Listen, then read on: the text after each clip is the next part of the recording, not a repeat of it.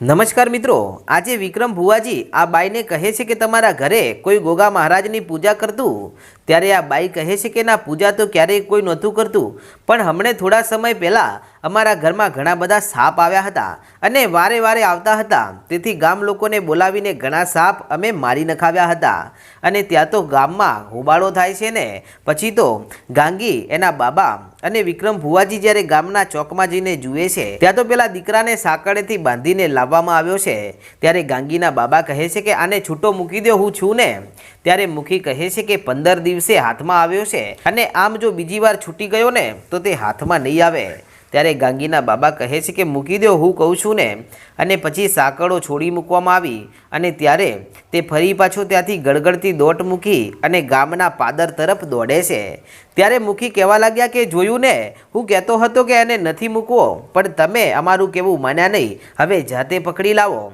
અને ત્યારે ગાંગીના બાબાએ ધૂળની એક મુઠ્ઠી ભરી અને પોતાના કપાળે અડાડી અને આ દોડી રહેલા દીકરાની પાછળ છૂટો ઘા કર્યો ને ત્યાં તો દીકરો જેવો દોડતો હતો એવો ને એવો ત્યાં ચોંટી ગયો અને જેવો ત્યાં ચોંટી ગયો એની સાથે આ ઘટના જોતાની સાથે આ બાજુ જે ગામના મુખી હતા તેઓ આશ્ચર્યમાં પડી ગયા। આખું ગામ વિચારમાં પડી ગયું કે આ વળી આ બાબાએ કેવી વિદ્યાનો પ્રયોગ કર્યો અને લાગે છે કે આ બાબા નથી પરંતુ કોઈક અંતર્યામી છે। અને સૌથી પહેલાં તો જે આ ગામના મુખી હતા તેઓ લાંબા થઈ અને આ ગાંગીના બાબાના પગમાં પડી ગયા અને કહે છે કે હે પ્રભુ, તમને ઓળખવામાં ભૂલ કરી છે, પણ આ આખા ગામ વતી હું મુખી તમારી માફી માગું છું, મને માફ કરી દો અને આ ગામને બચાવી લ્યો અને આ દીકરાને તમે સાજો કરો। ત્યારે ગાંગીના બાબા આ મુખીને ઊભા કરીને કહે છે કે જુઓ મુખી, હું કોઈ જ ભગવાન નથી કે હું કોઈ પરમેશ્વર નથી, આ તો આ દીકરાની રક્ષા કરવા માટે અહીંયા આવ્યો છું। અને આમ કહીને પછી ગાંગીના બાબા કહે છે કે જાઓ, હવે એ દીકરાને ઉપાડીને અહીંયા લાવીને મારી સામું ઊભો રાખો, હવે તે હલી શકશે નહીં અને ભાગી શકશે પણ નહીં। અને ત્યારે બે જુવાનિયાઓ તેને ઉપાડી અને ફરી પાછા ચોકની વચ્ચોવચ્ચ જ્યાં બધા માણસો ઊભા હતા ત્યાં લાવે છે। અને પછી આ બાજુ ગામના મુખી કહે છે કે બાબા, તમે આને સાજો કરી નાખશો ને, એ વાત હવે અમને સાચી લાગવા લાગી છે, કારણ કે તમારી આવી વિદ્યાથી જુઓ તો ખરા તે કેવો ચોંટીને ઊભો છે।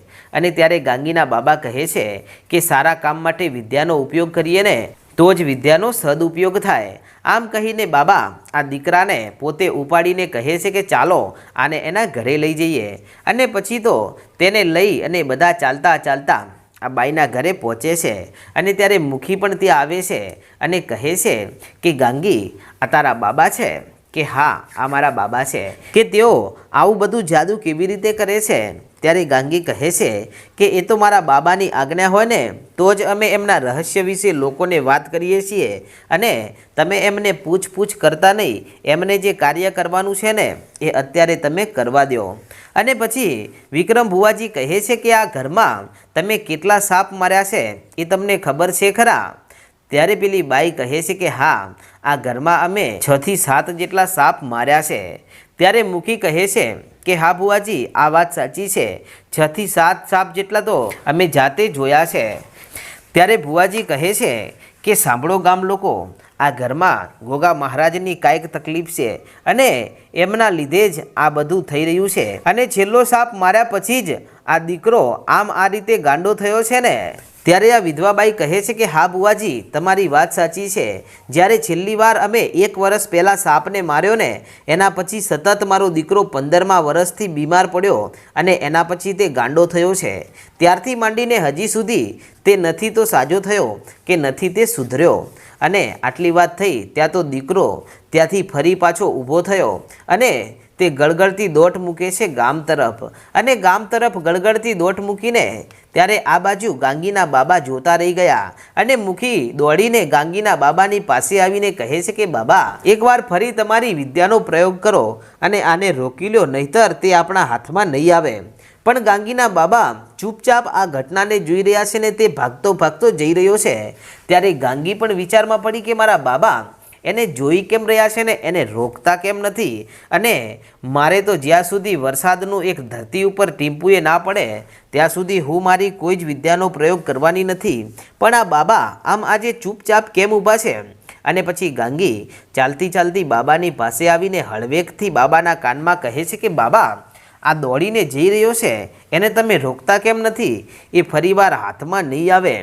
ત્યારે ગાંગીના બાબા કહે છે કે ગાંગી, મેં એને 2 કલાક સુધી મૂર્તિ બનાવ્યો હતો અને 2 કલાક સુધી મેં એને મૂર્તિ બનાવ્યો ને તો દુનિયાની તાકાત નથી કે તે ફરી પાછો ભાનમાં આવીને દોડી શકે. પણ મને એ ખબર પડતી નથી કે હજી તો 1 કલાક પણ થયો નથી અને તે આપોઆપ મૂર્તિમાંથી ફરી પાછો આ રીતે દોડીને કેમ ભાગી ગયો? મને કાંઈ સમજાણું નહીં. ત્યારે વિક્રમ ભુવાજી ત્યાં આવે છે અને ખભે હાથ મૂકીને એટલું કહે છે કે હું તમને જણાવું છું કે તમારી 2 કલાકની વિદ્યાના લેખમાં મેખ મારી અને આ રીતે તે કેમ ભાગી ગયો છે જોવું છે તો આવો મારી પાસે. આમ કહી અને ભુવાજી ત્યાં પાઠ માંડે છે અને પાઠ માંડી અને પછી ભુવાજી કહે છે કે જો આ ઘરમાં કોઈ ગોગા મહારાજનું જ દુઃખ હોય ને તો આ ગામના મુખી કહે ને એટલા દાણા આ પાટમાં થાય. ત્યારે ભુવાજી કહે છે કે 55 થાય ને તો માનું. અને ત્યારે ભુવાજી દાણા નાખે છે અને જ્યારે દાણા ગણવામાં આવ્યા ને ત્યારે 55 દાણા થાય છે. અને પછી ગાંગીના બાબાના હાથમાં આ ભુવાજી મુઠ્ઠીમાં રહેલા થોડાક દાણા આપે છે અને દાણા આપી અને પછી આ ભુવાજી કહે છે કે હે બાબા, તમારા હાથમાં જો 20 દાણા થાય ને તો એમ સમજી લેજો કે તમારા જે 2 કલાકની વિદ્યા છે ને એમાં મેખ મારનાર બીજું કોઈ નહીં, ગોગા મહારાજ છે. અને ત્યારે દાણા ગણવામાં આવ્યા ત્યારે 20 દાણા પૂરા થયા. ત્યારે આ ઘટના જોઈને બાબા કહેવા લાગ્યા કે હવે એ વાત તો નક્કી છે કે આ ઘરમાં ગોગા મહારાજનું દુઃખ છે, પણ હવે એવું તો શું દુઃખ હશે કે જેના કારણે આ દીકરો ગાંડો થઈ ગયો છે? ત્યાં તો મુખી બોલ્યા કે ભુવાજી, તમારી વાત સાચી છે, પણ હજી મને એવું લાગે છે કે આમાં કાંઈક બીજી ઘટના છે. કારણ કે હું જ્યારથી સમજણો થયો ને ત્યારથી આ બાઈના ઘરે આવતો જતો રહું છું અને આખું ગામ આ બાઈને ઓળખે છે. આમના કોઈ પણ પરિવારમાં કે એમના દૂર દૂર સુધી એમના પૂર્વજોમાં કોઈ ક્યારેય ગોગા મહારાજની પૂજા કરતું જ ન હતું. તો પછી ગોગા મહારાજ આવ્યા ક્યાંથી? અને ત્યારે આ બાજુ વિક્રમ ભુવાજી કહે છે કે હવે એ તો હવે મારી મેલડીને ખબર, પણ મારી મેલડી જે મને દેખાડે છે ને એ થયા વગર રહેતું નથી. અને આમ આ વિધવા બાઈના ઘરે આવી બધી વાતો થઈ રહી છે અને ત્યારે ગામનો એક માણસ દોડતો દોડતો ગામ હોહરવો આ બાઈના ઘરે આવે છે અને આવીને કહેવા લાગ્યો કે હે મુખી, ઝટ ચાલો, આપણા ગામના પાદરે જે તળાવ છે ને પેલો દીકરો ગાંડો થઈ ગયેલો તળાવમાં જઈને પડ્યો છે અને આજે તે મરી જશે, એને તરતા આવડતું નથી અને તે ઊંડા પાણી તરફ જઈ રહ્યો છે. અને ત્યારે આટલા શબ્દો સાંભળ્યા એની સાથે તો બધા જ માણસો ઊભા થઈ ગયા અને આટલા સમાચાર મળતાની સાથે બધા જ ગામના માણસો કે જે દોડે છે ગામ તરફ.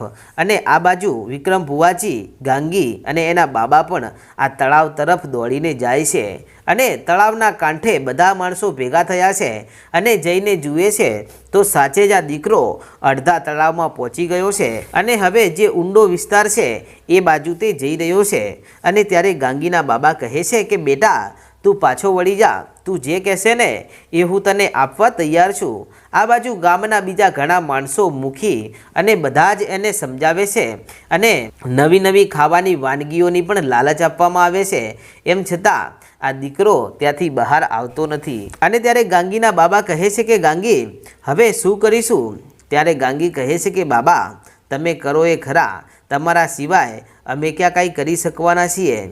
અને ત્યારે જ્યારે આ દીકરો કોઈનું કહેવું માનતો નથી અને જો તેની પાછળ કોઈ આ તળાવમાં જાય તો તે વધારે ને વધારે દોડવા લાગે છે અને આખરે તે પાણીમાં વધારે આગળ જાય છે અને જેવો ઊંડા ખાડામાં જઈને પટકાણો અને હવે તેનું માથું, હાથ, પગ કાંઈ જ દેખાતું નથી. અને ત્યારે ગામ લોકો કહે છે કે આટલા ઊંડા તળાવમાં કોઈ પોતાનો જીવ જોખમમાં નાખીને કેમ જાય અને કેવી રીતે હવે આને બચાવે? અને બધા જ માણસો હિંમત હારી ગયા અને કોઈ હવે આ તળાવમાં જવા માટે તૈયાર નથી. કારણ કે તળાવના એ વચ્ચેના વિસ્તારમાં જે ગયા છે ને એ ત્યાં ચીકણી માટીમાં એમના પગ ચોંટી જાય છે અને ત્યાં જ તેઓ મોતને ઘાટ ઉતરી ગયા હતા.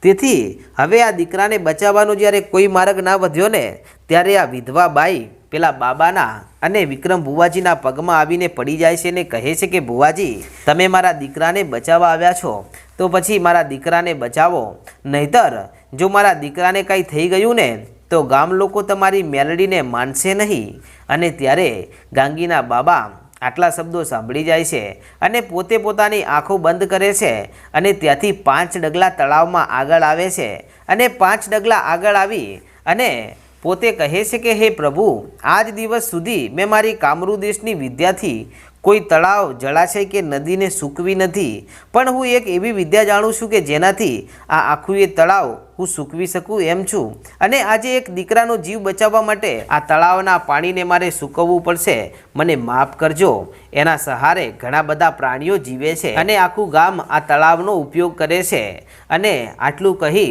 અને ગાંગીના બાબા કામરૂ દેશની વિદ્યાનો પ્રયોગ કરે છે અને તે આ જે ભરેલું તળાવ હતું તેને કામરૂ દેશની વિદ્યાથી સૂકવી નાખે છે. અને જ્યારે આખું એ તળાવ સુકાઈ ગયું અને જ્યારે થોડું થોડું પાણી હવે તળાવના તળિયે વધ્યું છે અને એ તળાવના તળિયે આ દીકરો ઊભો છે ને તેના બંને પગ ચોંટી ગયા છે અને આ તળાવનું પાણી એકાએક જ્યારે અદૃશ્ય થઈ ગયું ત્યારે ગામના સૌ માણસો આશ્ચર્યમાં પડી ગયા. અને પછી તો ગામના અંદર માણસો વિચાર કરવા લાગ્યા કે આ બાબા રહ્યા ને એ ભલે આપણને કહેતા ના હોય, પણ તેઓ સાક્ષાત ભગવાનના સ્વરૂપ છે અને તેમણે આ દીકરાને બચાવ્યો છે. અને આટલું બધું પાણી આમ એક જ વારમાં અદૃશ્ય કરી નાખવું એ ભગવાન સિવાય બીજું કોણ કરી શકે? મુખી પણ હવે માનતા નથી અને એમનું પણ એવું જ કહેવું છે કે આ બાબા સાક્ષાત ભગવાનનું સ્વરૂપ છે. આજે એમને મારા ઘરે પગલાં પડાવવા માટે લઈ જવા છે. અને ગામના સૌ માણસો આ બાજુ વિચારે ચડ્યા છે.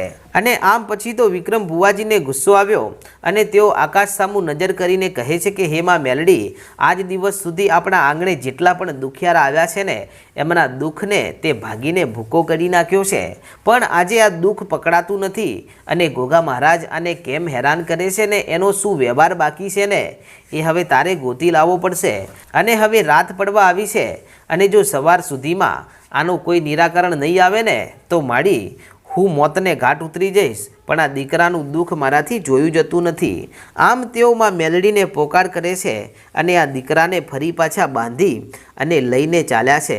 અને હવે દીકરાને પોતાના ઘરે પોતાના જ ખાટલે બાંધી દીધો છે. અને રાત્રે તેઓ ઘણા બધા દાણા જુએ છે અને ઘણી બધી કોશિશ કરે છે, પણ કાંઈ હાથમાં આવતું નથી. અને આમ કરતાં કરતાં અડધી રાત થઈ છે ત્યારે હવે ગામના સૌ માણસો કહે છે કે ભુવાજી તમે અને હે બાબા તમે ને ગાંગી બધા જ હવે થોડોક આરામ કરી લો, બીજું બધું સવારે જોશું.